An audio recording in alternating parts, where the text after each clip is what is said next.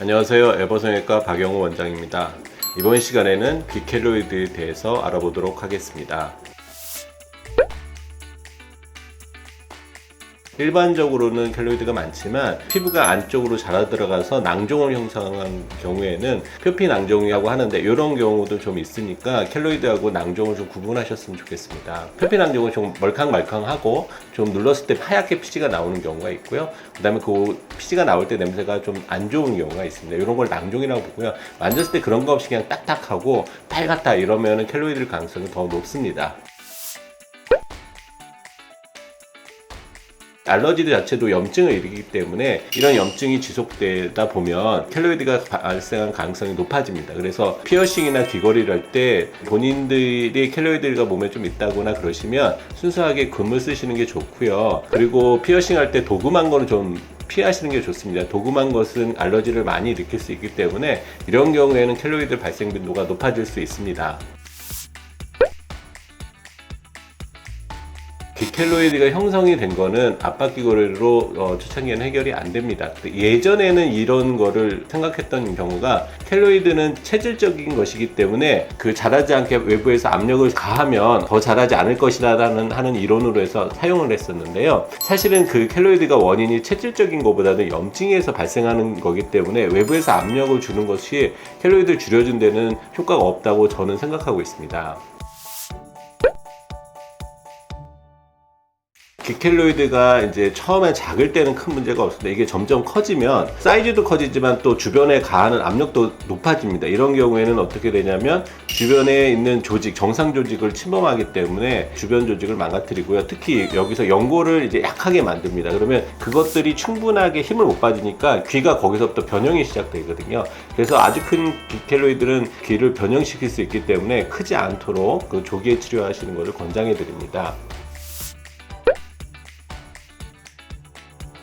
비켈로이드를 어떻게 재발하지 않을까 하는 것이 비켈로이드를 수술하는 데의 가장 큰 요점입니다. 재발을 하지 않게 하려면 어떻게 하냐면 켈로이드의 조직이 감염됐다고 보는 거니까 거기 감염된 조직을 최대한 없애는 겁니다. 다 드러내면 좋고요. 어쩔 때는 키 변형이 생기니까 다 들어가지 못하더라도 최대한 그 안에 켈로이드의 덩어리, 근데 콜라겐 섬이 아예 하얗게 생겼습니다. 이거를 다 드러내고요. 정상적인 피부를 봉합을 하되 봉합도 굉장히 튼튼하게 해서 2차적으로 감염이 안 되게 하고요. 그 다음에는 이걸 충분하게 소독을 꾸준히 해서 이제 염증이 일어나는 걸 계속 방지해 줘야지 이렇게 재발하지 않고요. 이래도 재발할 위험이 있으면 스마트 주사요법으로 그 솟아올리는 콜라겐 섬유를 초기에 줄여주면 재발률을 거의 1%, 0%에 가깝게 낮출 수 있습니다. 우리가 통상적으로 어떤 수술을 하던 조직이 정상적으로 돌아오는 데는 통상 1년을 봅니다. 그래서 처음에는 상처가 나면 그 염증이 약간 일어나고 그 다음에 상피, 그러니까 피부가 자라 들어가고 그 다음에 이게 증식, 그래서 부풀어 오르고 그게 성숙, 그래서 같이 가라앉은 다음에 이 성숙이 돼야지만 안에 있던 형성된 흉이 자라지면서 붉은색이 빠지게 되는 것이 자연적인 현상이고요. 그런 신체 내에서 이런 현상이 일어나는데 이런 것이 보통 색깔이 빠지는 데는 1년 이상 걸린다고 보게 되는 근거가 되는 것입니다. 이 사진을 보면 귀걸이가 해서 3개의 구멍을 뚫었는데요. 2개는 괜찮고 1개는 켈로이드가 생겼거든요. 그래서 이거를 만약에 체질적이라 그러면 3개가 다 생겨야 되는데 그렇지 않다는 걸 근거로 이거는 체질적인 것이 아니라고 제가 설명을 하고 있고요. 초창기에는 굉장히 작게 시작합니다. 맨 처음에 이렇게 부풀어 오른 수준에서 끝나지만 이게 진행되면 이렇게 커지게 되는 게 켈로이드이기 때문에 초창기에 치료하시는 것이 좋습니다. 이런 경우에는 귓볼을 전부 다 침범한 케이스입니다. 너무 크면 귀를 모양을 살려주는데 한계가 있거든요. 그래서 귓볼이나 이런 여분이 있어야지 귓볼을 다시 만들어 드리는데 귓볼을 전부 다 침범하면 귓볼이 아예 없는 거거든요. 이런 것 때문에 비켈로이드는 초기에 치료하시는 게 좋다고 제가 설명을 드리고 있습니다. 이 사진을 보시면 빨간 거에 대해서 설명을 하면 안에는 하얀 콜라겐 섬유가 자라고 있는데 여기에 혈관이 안 자라 들어갑니다. 그러니까 주변에 있는 혈관으로 얘를 먹여주고 싶으니까 모세혈관들이 막 확장합니다. 그러면 새빨갛게 되거든요. 모세혈관을 확장하려면 히스타민이라는 물질을 분비하니까 얘네들이 새빨개지면서 가려운 게 됐고 또 이게 커지니까 주변의 신경을 압박해서 아프게 된 겁니다. 그래서 항상 이럴 정도로 커지지 않게 증상이 조금 시작한다 이럴 때 치료를 하시는 게 좋습니다.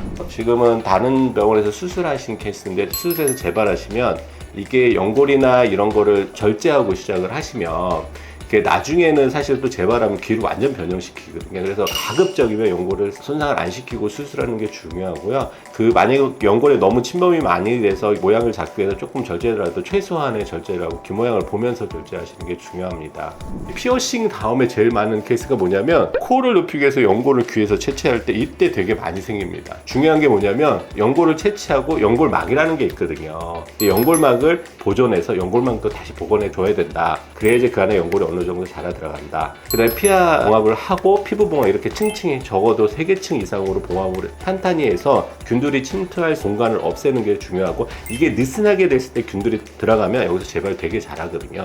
귀는 특히 혈류량이 그렇게 좋지 않은 경우이기 때문에 염증이 조금만 시작해도 켈로이드가 생길 수 있습니다. 그래서 항상 코 수술에서 귀에서 연골 채취할 때는 더 신경을 쓰시면 켈로이드의 발생을 낮출 수 있습니다.